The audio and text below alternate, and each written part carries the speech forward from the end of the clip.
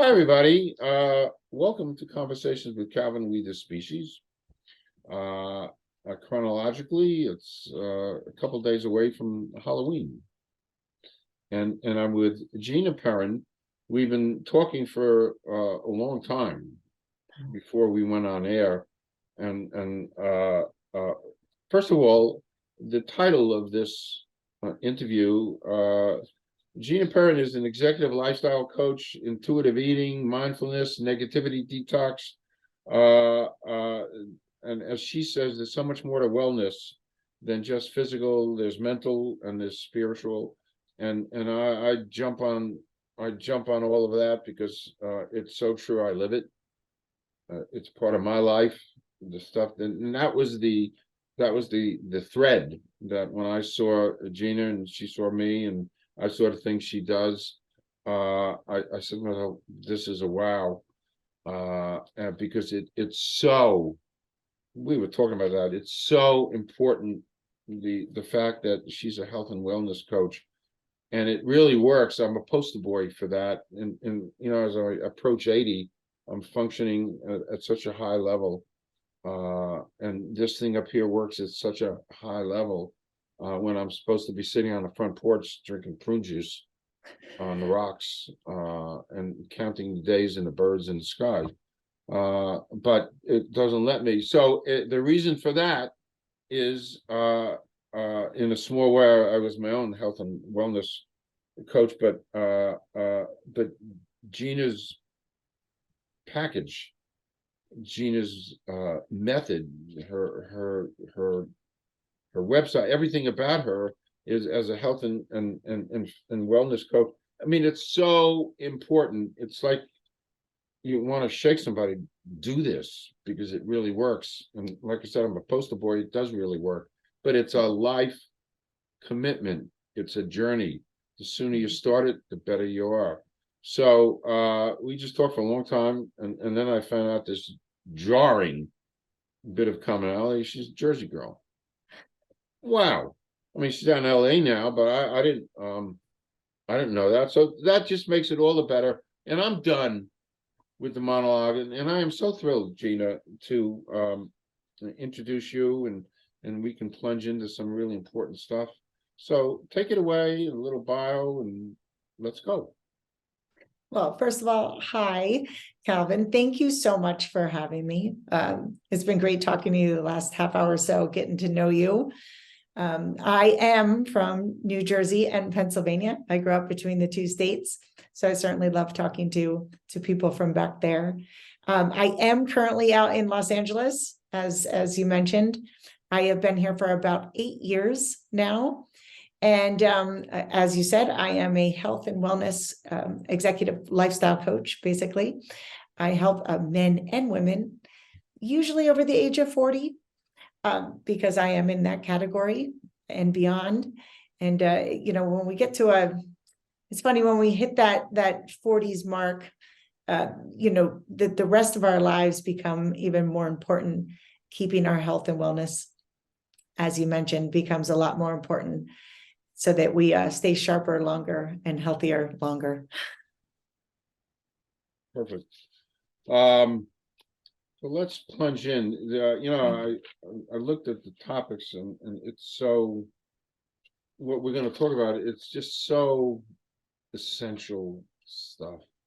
So the first broad topic that you can plunge into is creating healthy habits. What's that about?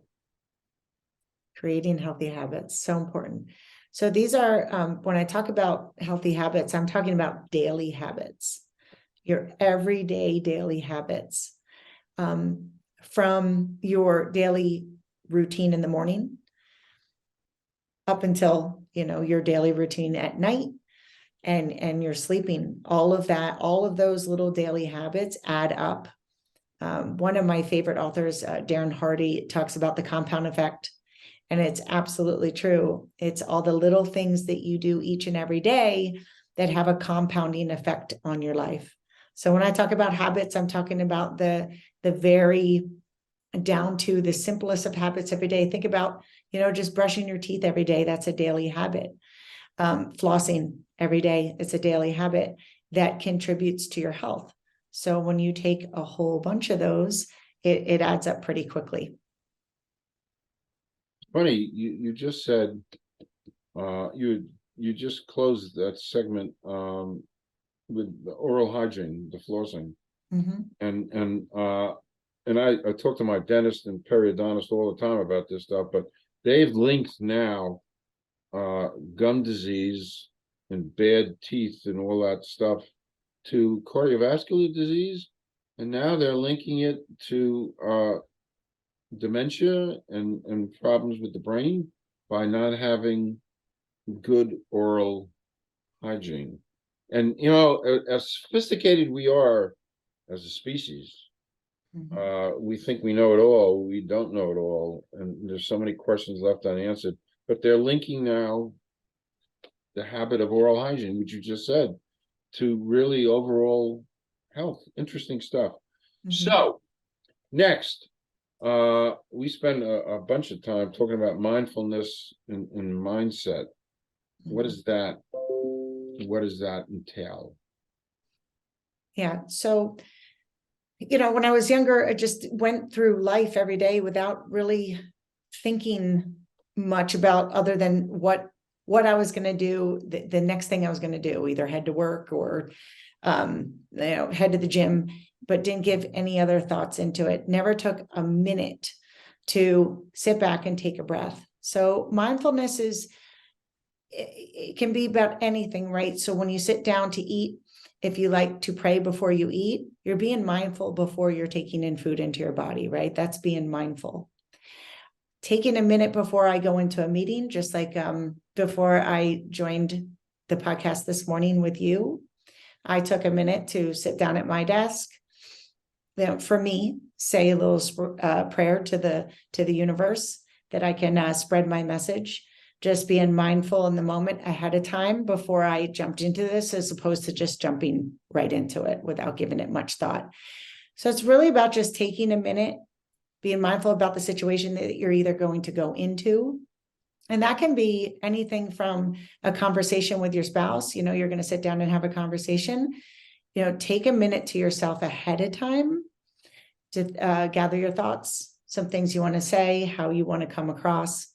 And you can go into all those situations with a completely different mindset. And so again, it's just being mindful of all the situations that you're heading into. Like I said, right down to eating, being mindful of, what you want to put in your body and even just taking 30 seconds. If you're not somebody who likes to pray, that's fine. But you're about to eat a meal, just, you know what, I'm going to enjoy this. I'm going to sit down. I'm going to enjoy my food. I'm going to chew it. I'm going to be grateful that I have food in front of me. You said we when we chatted before, health and wellness, it's made up of physical, mental, spiritual things. Then you said something really that resonated with me. You talked about the importance of gratitude. Yes. And in my own small, and I just read, I mentioned this to you too, I just read last week that you can actually manipulate your genes if you gratitude or positivity and all these things. If you're swimming in gratitude and you're swimming in positivity, somehow you can manipulate your genes and maybe ward off some bad stuff, which is where, and the gratitude thing you said really resonated with me. They are actually finding that gratitude changes your brain chemistry. It actually changes your brain chemistry. I can tell you without a doubt that years ago, my younger self, I would have told you that I was grateful for my life. I was grateful. And I absolutely was not living in gratitude. I mean, that looks completely different to me today. Living in gratitude, practicing gratitude is, again, it's a daily habit. It is an absolute daily habit. And it will change the way you think. It will change your perception of the world around you. Starting off each day, listing off a few things that you are grateful for before you head out into the world will change your life. If you try it in 30 days, try it for 30 days. I have my clients that don't like to write. I say, write one thing that you are grateful for in a yellow sticky note and put it on your bathroom mirror every single morning. You have to look at it when you come back to brush your teeth at night. Write one thing down, try that for 30 days. You'll start to feel a difference. You'll start to feel a difference. Living in gratitude, practicing gratitude each and every day, if done as a habit, just like you do brushing your teeth, will change the way you think, and it'll change the way you feel. Can change your life. Yep. I do that. I personally, before I met you, I do this gratitude thing several times a day, spiritually. And it works. It works. It's part of my constitution. Moving along, next broad topic, which is so important, reducing stress. Yes, this is huge, right? Yeah. We live in a very stressful world, very fast-moving world.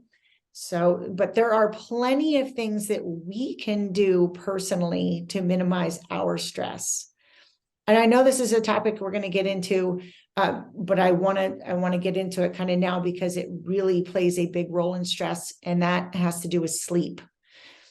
And that is something that, you can take hold of and be responsible for, because when you are well rested, you are much less stressed during the day. Also, your morning habits, your everyday morning habits, how you start the day will determine your stress level right out the gate. Now, of course, things can happen during the day, unforeseen, something bad, we get some bad news or whatever, where stress is going to come in. But for the most part, right, how we start that day, if you think about you only got 4 to 5 hours of sleep, you went to bed late, and now you're woken up by an alarm and you're jarred out of bed, and that's how your day is starting. Your day is, your body and your mind is literally starting in a stress state. So I like to get ahead of everything that I possibly can. Again, there's unforeseen stressors, but a lot of stress, if we took the time to plan some things ahead of time, we can reduce a lot of that stress all on our own. We really can, because we are responsible for a lot of it, for most of it. Sleeping, eating. You and I both know that when you're eating clean and you're in a healthier weight, you're feeling good about yourself, your stress levels are lower. Stress comes from a lot of different areas in our life. So we start with the ones that we can really control, or at least have some, input. We can change our habits. I don't like to use the word control, but the ones that we can really take ownership in, the ones that we are responsible for, and nobody else is responsible for them. And that can really, really, really help reduce our stress. And then going back to, again, this is all tied. Everything is tied. They're all tied together. If you're also then practicing gratitude every day, and you're living in that gratitude, being grateful for a conversation you're about to go into, or a meeting you're about to go into, and taking that second, again, it lowers your stress levels. It calms your nervous system down. And then again, like I said, it's all connected. It's all connected. You hinted about sleep and sleep hygiene, if you wanted to make a few comments. I don't think too many people who are earthbound have a clue about how important sleep really is. It's the physical removal of your brain, of stuff in the brain that it doesn't need, and that's what happens, during sleep. So, some comments on sleep hygiene. This is one of my favorite subjects that I'm very passionate about. I will actually be interviewing a sleep expert sometime in the near future coming up, and I'm really excited about that to see, what else I don't know about it. There is more and more studies that come out how important sleep is. What most people don't think about is they think, oh, we just lay down and go to sleep. We have to rest and we get up and we go. What our bodies and our brain is doing when we sleep is very, very important. I think the more we understand about that, then you understand the importance of it, and maybe we'll make it a much more up there on the importance list in your life. Okay. Your brain, as you talked about, Calvin, literally processes all the information that you had taken in during that day. It dumps out what it doesn't need. Your body's going into repair mode, recovery, super, super important. So the first thing I say is for everyone, look at your sleep environment. First, look at your environment. That's the easiest thing to change up front. Is your room dark enough? Do you need to get some blackout curtains? How comfortable is your bed? I always say, think about the best night's sleep you had. It's at your favorite hotel. Why was it so great? Was it the sheets? Was it the pillows? What is not comfortable in your room? Change it. Those are easy fixes, right? Light, making sure there's no blue light, not having that cell phone next to the bed, changing your environment first. Okay. And then, looking at what makes you, most comfortable. Most people wake up in the middle of the night because they get hot, or they're bothered by their partner's tossing and turning and covers are pulled off of them. Right. So I even have couples that, even though they're sharing the same bed, they each have their own top sheet and their own blanket, so that they're not disturbing their other right when their partner's rolling over and it's not taking off their covers and they're waking up. Limiting liquids a couple hours before bed is really big to alleviate getting up multiple times a night, maybe to use the restroom. And temperature, most people, if you're sleeping with someone, and I am a perfect example of this, my partner absolutely just loves the temperature in the room the way it is. I run very hot. I'm running a lot warmer and I want it to be colder. So I sleep with a chili pad underneath my side of the bed only. Wow. That actually allows me to adjust the temperature. And so when I have found my perfect temperature to sleep with, which is, around 60 degrees, right? Cold. It's underneath the sheets and I have my covers, but that has literally kept me from getting up multiple times a night. So environment is very, very, very, very important. And then establishing a night routine, just like you would establish a morning routine. So what a night routine can look like is, start unwinding a couple hours, maybe 2 hours before bed, especially 1 hour before bed, limiting electronics. Maybe that's a time to physically read some books, limiting liquids, like I said, to stop from getting up so much in the middle of the night. Making sleep a priority is going to lower the stress in your life immediately. And these are one of those habits that you don't have to wait weeks or months to see the results. I mean, it's instant. In a world where we're all like, we want everything to be so instant. This is the very first thing you can do that within days, you're like, oh my goodness, I feel amazing. Make adjustments until you find exactly what works for you. And again, consider that partner. If you are sleeping with somebody, consider that partner. I always say, if you don't want to make any changes right now, just take note over the next night or two. What is waking you up? What is uncomfortable? Just make a note of it. And then after a couple of days, start making those adjustments. Great. That was great. Off topic. I alluded to this. I always like to ask this. It kind of breaks up. So here's the question, and you actually don't have to answer it. but it's a bit provocative, whatever. So here it goes. Excluding family or friends, somebody living or dead, you'd like to spend a day with.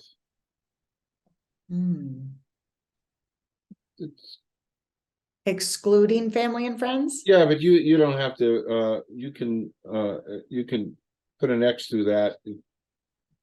Just I'll revise it. I have my reasons. I'll revise it. Somebody living and dead you like to spend a day with. Well, so if family members are included in there, I would love to spend the day with my brother, David, who is no longer with us. So he has passed, and it's been 12 years, Wow. and a lot has changed. A lot has changed in my life in those 12 years. So I'd love to spend the day with him and just catch him up and see, you know, what he's been up to and all that. If I could do that, that would just be that would be amazing. Yeah. And that's why I changed because I Yeah. kind of knew. Yeah. I Yeah. kind of knew. So great answer. Okay, back to work. Okay. What is the notion of self-care? Define that. That is a okay.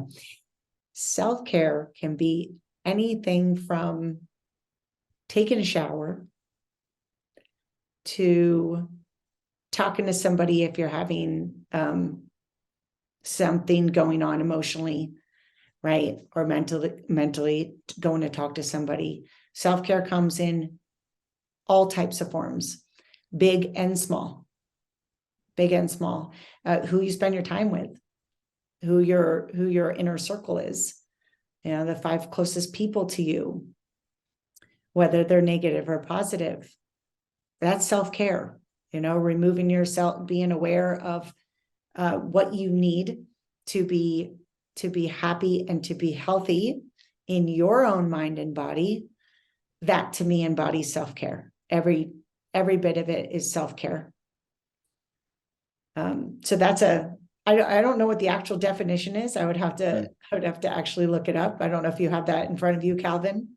No, I don't, but to me, it's everything. It's when I have to, if I have to take a couple minutes to just hang out with my dogs to be centered again. That's self-care, right? Reading a book, self-care. But like I said, it comes in all different forms, big and small.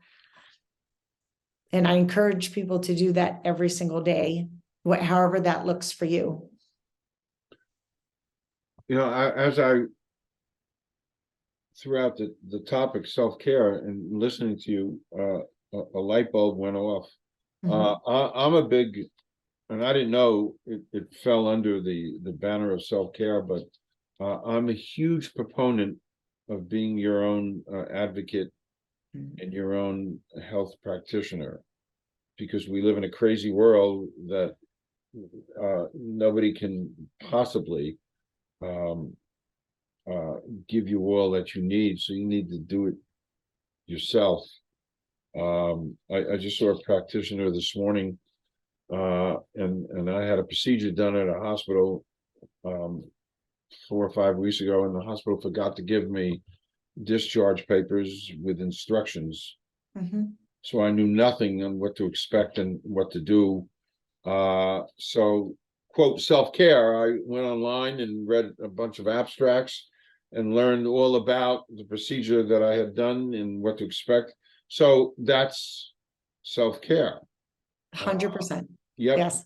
And you know, I take some medicines, and I study up on the conditions, and I actually self-care when it comes time when I'm with practitioners.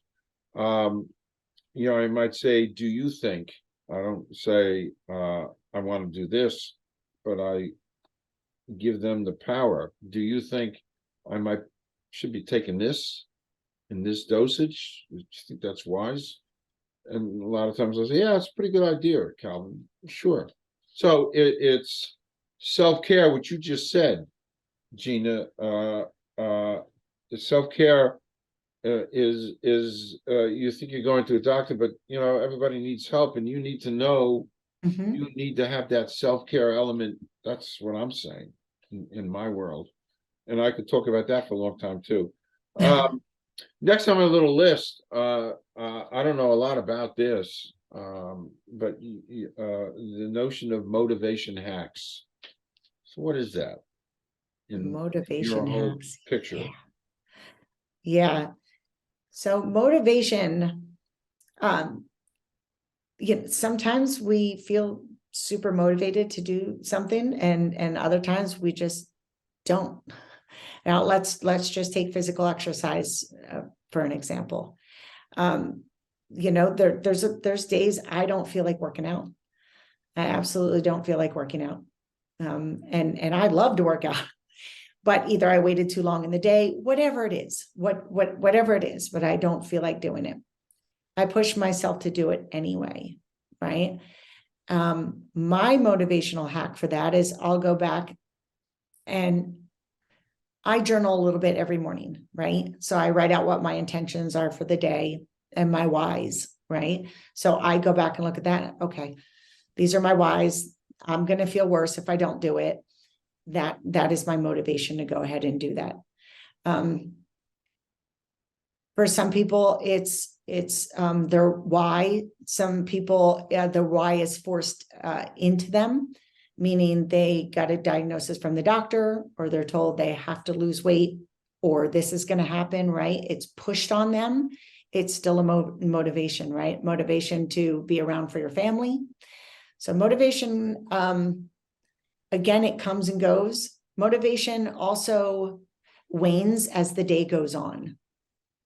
So I always tell my clients that you have the highest motivation in the morning, right?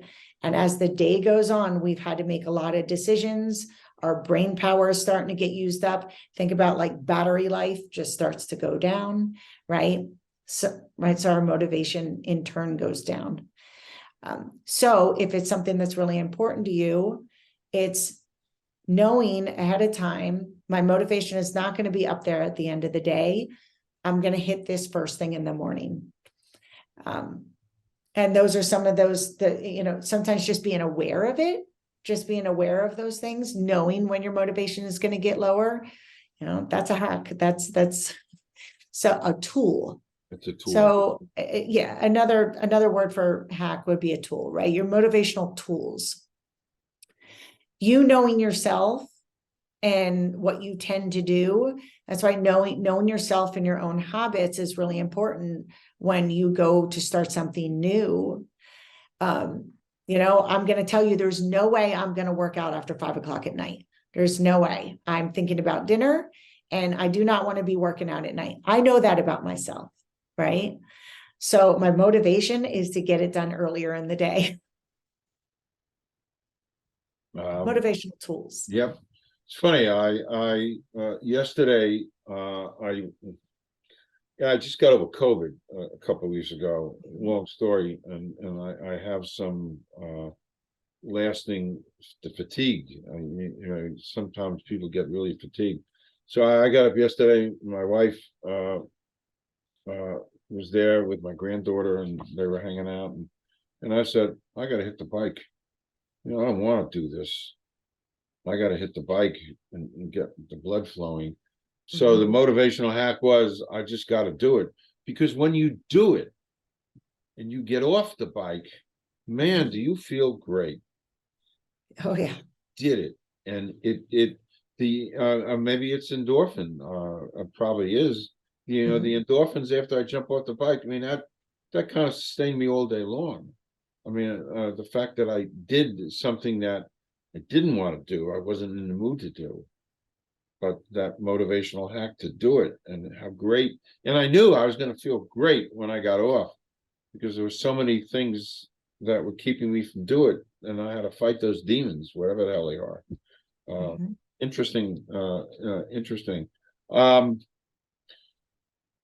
You have something called functional fitness. Please define that too. Yeah. What is that? Well, in 2020, so in 2020, obviously everything had closed down. And I had, up until that point, had been a big gym goer my whole life. I taught in big box gyms and worked out in gyms myself. And when we lost all that, when everything closed, still wanted to move, still wanted to work out. I found that using my own body weight was really, really helpful for me at home. It's moving your body in the way that it's supposed to move. So that's what functional fitness is, right? Using a lot of my own body weights, body bands, those kind of things, just to keep the body, again, moving the way that it's meant to be, so that when you go out and you play some sports or you do something different, you don't injure yourself. That is, in a nutshell, what functional fitness is. Which you're just being smart, and it's not. It's I guess it's, if you've never lifted weights, not to go and try to pick up 100-pound. Correct. Right. Right. Doing it smart. Correct. Okay. Next topic. Mediterranean diet. You're going to talk about that, and as you know, I don't know if I've been on a Mediterranean diet since 1975, but I haven't had any red meat since 1975. And I did something else. I had gained, like the rest of the world during the pandemic, I had gained a bunch of weight. So somewhere along the line, I saw something about intermittent fasting, and this is off topic, but I saw intermittent fasting. I said, well, maybe I ought to do this. And I developed my own little thing that worked for me. And if I had a mentor like you might have suggested that. But I was alone, and I said, well, I'll do this intermittent fasting. So it's been over a year, and I've lost 50 pounds. Wow. So, wow. Yeah, that is a wow. It is a wow. And I have to turn it off because it becomes a way of life. I get up in the morning and I have half a yogurt. That's 30 calories right there. A cup of coffee. I know some of the flavonoids in coffee are healthy, and actually I throw some cocoa, cacao, whatever it's called, because it's a lot of powerful flavonoids in that. So I have coffee and like hot chocolate all thrown into one. And I have a slice of cheese at 2 o'clock, and then kind of a dinner. And now I have to push myself to even do that.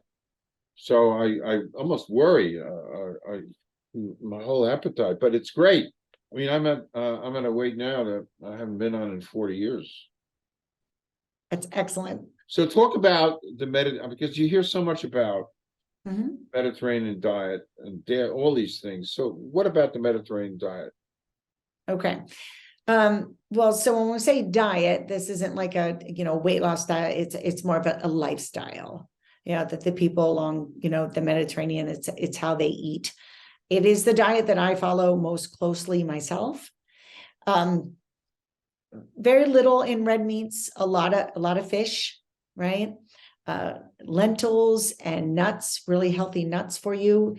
Good fats, cheeses, very colorful plates. It's nice and easy to make, which is wonderful. But their diet is the best diet for your heart and your brain, which obviously we need those two things to function optimally. And especially as we get older, that's why I love this diet so much.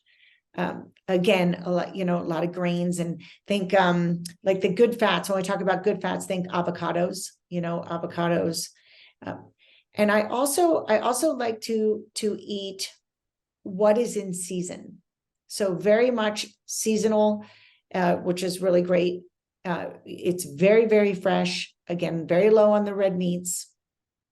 I tell my clients to, and this is what I do, when I had to the grocery food store, shop the perimeter, stick to the perimeter of the store. This is where you're going to, you're going to be your safest, right?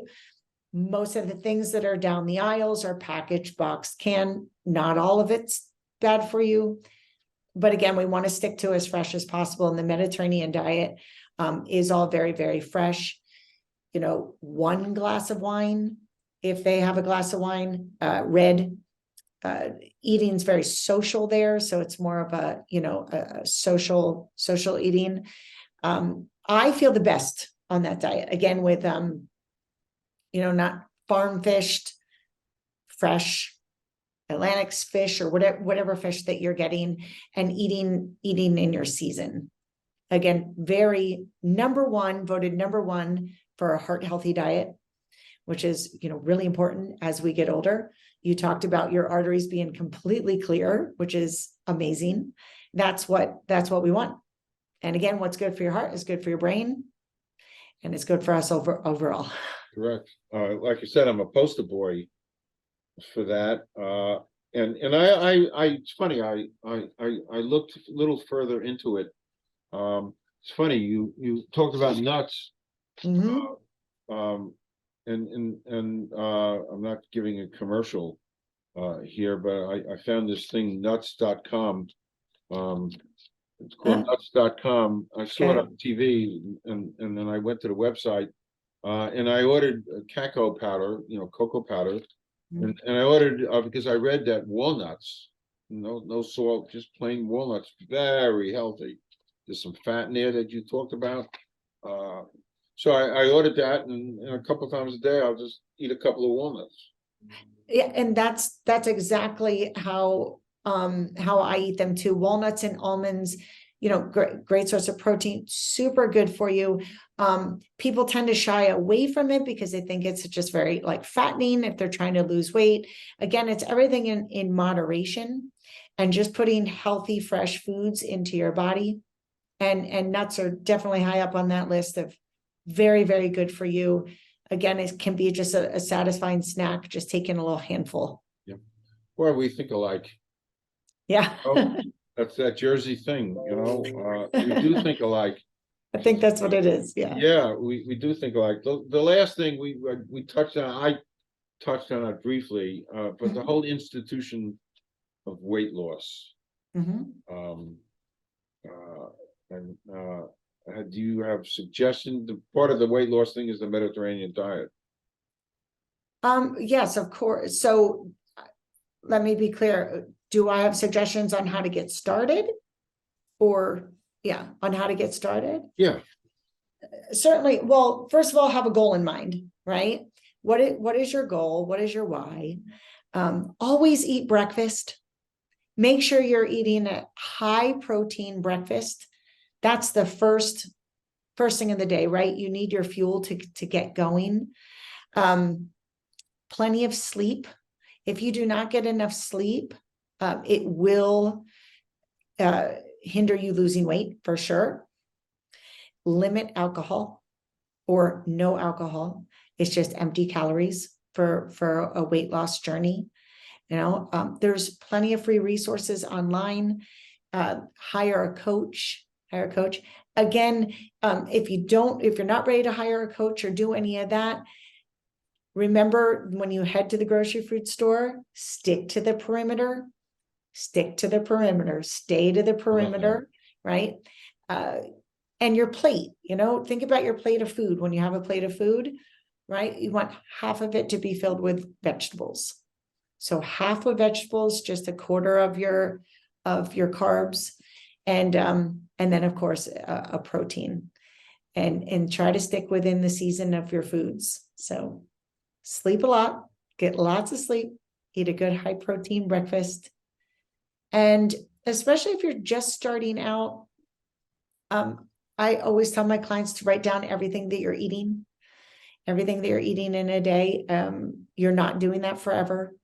That may seem daunting at first, but just track what you're consuming, because we tend to we're consuming more than we actually think when we write it down. And another really easy hack, and this is, I love this hack, don't drink your calories. don't drink your calories. Please don't drink your calories. And I mean, that goes for sodas and sugary drinks and alcohol, like I mentioned, and coffee. Coffee's nothing, right? Coffee's really good for you. But then people tend to put 100 calories, 200 calories, whatever it is, in these mochas and the creamers and look at what you're drinking. Because I can guarantee you that a lot of my clients, literally, I can cut 200 calories out of their diet every day just on what they're drinking. Wow. And it adds up. It adds up. That's that compound effect. It adds up very, very quickly. So just taking a good stock at what you're consuming and start small. Start small. It all makes a difference. Great stuff. I love this. Start small. Start small. Just start small. Yeah. It's funny. When I went on my intermittent fasting, part of that, I was never much of a drinker anyway. I just never was. I don't think I've ever consumed hard liquor. I just don't like it. But wine but when I started my intermittent fasting, I said no more alcohol because what you just said, it's wasted. So I haven't had any alcohol in my body in at least a year. Amazing. And Amazing. yeah, and it's fine.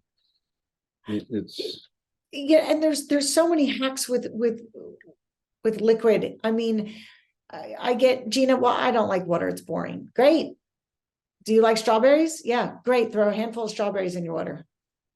There you go. When you get all the way done with it and you get to the bottom and you get to eat them. Cucumbers. smart. Throw your favorite fruits and vegetables right in there. There's tons of those, right? And there's no calories in it. You make it taste better. Get off the sodas. Watch what you're putting in your coffee. There's a lot of things you can do that, again, those small changes add up. Start small. Yeah, they add up. up. That's such a great thing you said. I'm writing it down. Start small. Start small. Start Especially small. if you don't work out at all, right? I don't work out at all. I'm starting from zero. Great. Walk 8 to 10 minutes a day. I just want you to go outside and just walk. That's starting small. 10 minutes, right? Talk to a friend in the earbud, go on a conversation, or listen to a book. 10 minutes, go back. Do it again the next day. Add a couple minutes. Before you know it, you're building up. It's always start right. You have to have a foundation, right? So we always start with that foundation. And everybody starts with a different foundation. Some people are much further ahead when they already come to me, right? So we're building off of that, and there's still more layers we can always add on. There's always more to do or change it up so that you don't get bored and trick your body a little bit. But start small. Start with gratitude. Use that sticky note. Write down one thing you're grateful for every morning. Stick it on the mirror. And just start. Yeah. Doesn't matter when you start, just start. Just start. That's great. And that's a good way to kind of wrap this up. Well, this has been, I can't thank you enough.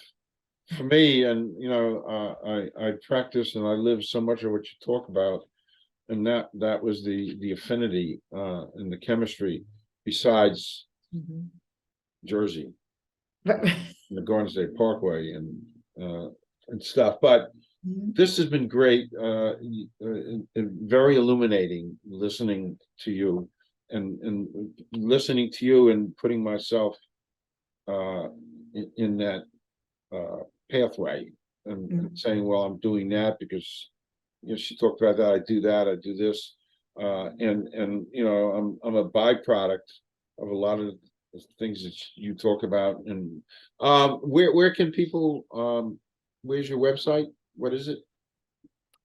So they can find me on my website, www.ginaperin.com. Just my first and last name. You can also find me on all the social media sites, Perfect. LinkedIn, Instagram, Facebook. I'm sure, Calvin, you'll have that up there. I'll have all that information there. Thank you. Thank you, thank you. And I mentioned this to you before. You can come back here anytime. We can do any kind of creative, whatever, content wise. I'm always here. I sit in this chair 7 days a week, 12 hours a day.